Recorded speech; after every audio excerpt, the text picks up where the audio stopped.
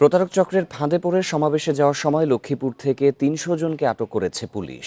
জব্দ করা হয়েছে ৪টি মাইক্রোবাস, ৫টি বাস।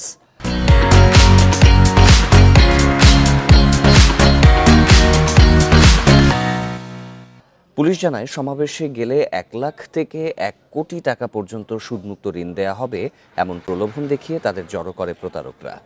খবর পেয়ে রামগতি কমলনগরে অভিযান চালায় পুলিশ। এ সময় মাইক্রোবাস ও বাস সহ ৩০০ ব্যক্তিকে আটক করে স্থানীয়রা। পরে সেখান থেকে জিজ্ঞাসাবাদের জন্য ৫৩ জনকে আটক করে থানায় নেওয়া হয়, বাকিদের ছেড়ে দেয়া হয়। সরকারের বিরুদ্ধে ষড়যন্ত্র করতে প্রতারক চক্রটি সাধারণ মানুষকে বোকা বানিয়ে ঢাকায় নিয়ে যাচ্ছিল বলেও জানিয়েছে পুলিশ।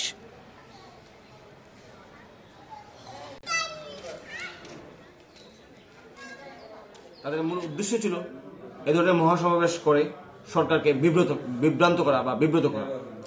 তো তাদেরকে আমি আটক করেছি ১১ জন নারী পুরুষকে এবং ৩টি বাস এবং ৪টি হাইস, টোটাল আমি ৬০টি গাড়ি আটক করেছি।